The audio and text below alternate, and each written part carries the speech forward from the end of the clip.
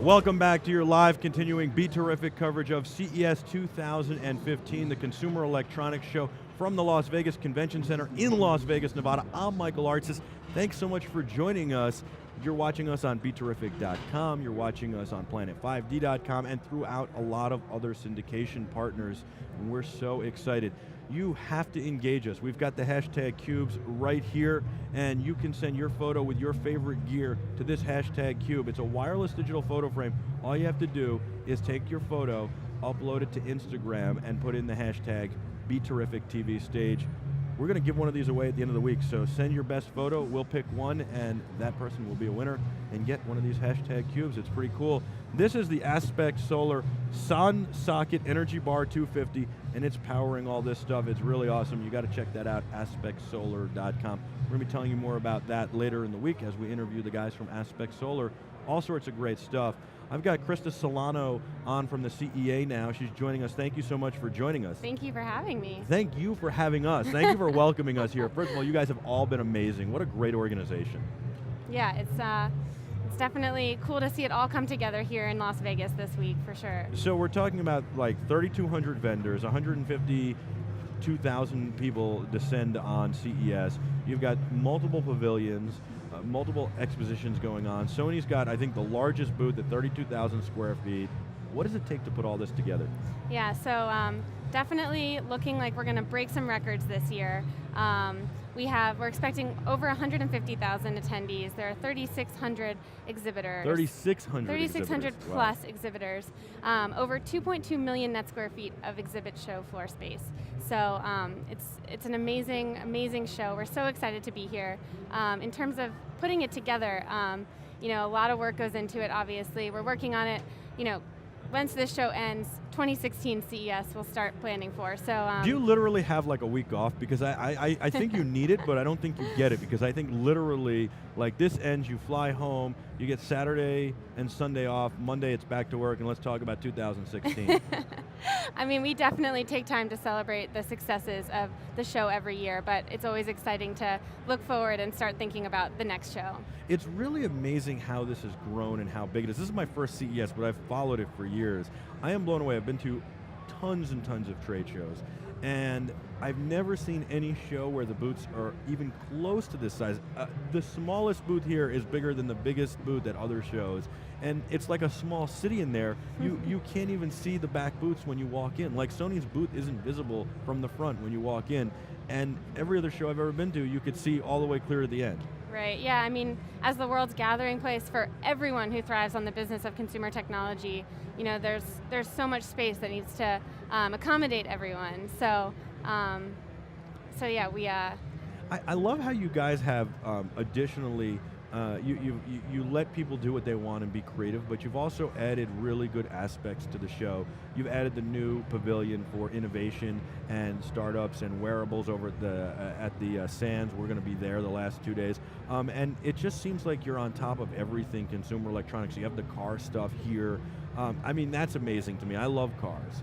And so to see the car stuff, and then there's the mobile phones and the tablets, all that stuff, it really seems like you guys are just on top of everything. Yeah, so what we do is we try to segment the show into product categories in what we call marketplaces.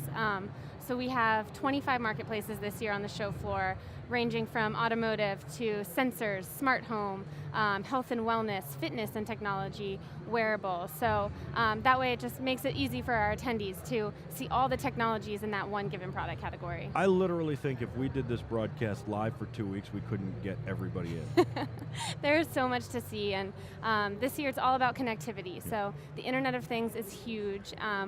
Everything is connected. We can now control our appliances at home with an app. We can control the temperature of our home. We're starting to be able to control certain aspects of our driving experience. So connectivity is the word this year. Is that the biggest trend? I mean, I've heard a lot of 4K, a lot of wearables, but I think you're right. I think connectivity, home automation, and affordable home automation, because there's great companies like Questron who make amazing home automation, but that's in the upper echelon, and that's great.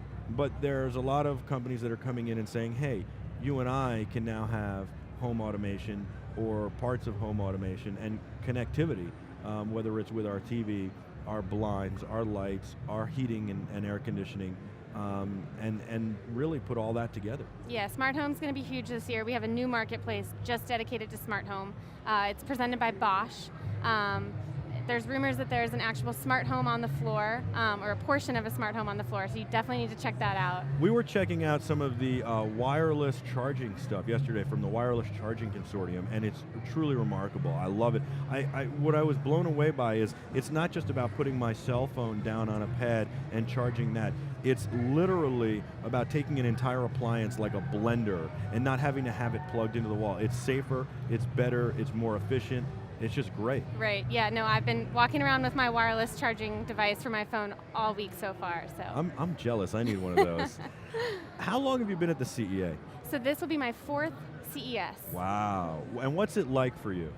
It's just such a rewarding experience. You know, we put so much work into it. There's so much teamwork that goes into it, and to see it all come together and see how attendees are so excited and how everyone is so inspired and energized by the show, it's just such a rewarding feeling. That's great. You have such a great crew and staff, and everybody's so wonderful and welcoming, and you do such a great job in organizing it. And you've got CES Asia, you've got CE Week in New York, you've got all sorts of stuff that you're growing and growing. I think it's really tremendous. Yeah, it's definitely, you know, I think when people hear CEA, they think CES, but we do have shows throughout the year. We have a series of CES Unveiled events, which kind of sneak preview the show throughout the fall. We're actually heading to Tokyo in February for a CES Unveiled over there, which will be more of a recap of this year's show and a preview for CES Asia. Well, we'd like to be more involved with a lot of these different events as well. We want to bring it to our audience, which is tremendous, and we love them, and I know you guys love them. And then, you know, it's just amazing what you've got. So what are some of the other trends? We've got connectivity. I've heard a lot of talk about 4K, a lot of talk about wearables. I've got my Jawbone Up 24 on. I'm loving it, I'm counting my steps. What are some of the other trends you see? So as you mentioned, automotive is huge. Health and wellness is huge too. Consumers can now be more in control of their health, their wellness. They can be more connected to their doctors. There are doctors on demand now. Fitness trackers. I think that's what I notice most about my fitness tracker, my Jawbone Up, is it really gives me more information about myself that helps me be healthier, and then in addition also to give information to my doctor talking about how I sleep and what I eat and all this stuff. And maybe I think I'm sleeping well and I'm not, or maybe I think I'm sleeping okay and I'm not, or maybe I think I'm eating well and I'm not. And the other thing is it gives you motivation. It helps you, it coaches you. I really like that. Absolutely, yeah. I actually just heard about a product Sleep Number brought to the show this year, a smart bed for kids where parents can actually monitor how their kids are sleeping if they got out of bed. They can adjust the firmness as their child grows. So really cool healthcare products that are here today. That is really cool. I keep threatening to put one of these on my son to see how many steps he takes. He's 19 months old tomorrow. Right, yeah, and actually, speaking of... or in a few days, rather. Speaking of bands for kids, Child Angel, one of the startup companies that is here this week, yesterday they had a press conference, announced a smart band for children to wear. It has a GPS tracker, awesome. you know, so you can keep track of them. If the band even starts to be removed, the parent will get an alert on their phone. That's terrific, and there are a lot of things that you don't think of until you have kids. Like, I didn't necessarily need to be able to control my HVAC unit from my phone, but now I'm like, oh, what's the temperature in his room? I want to be able to change that stuff. So I think that's all terrific. And this is great. We're really, really excited about all of this. What's your favorite part of CES?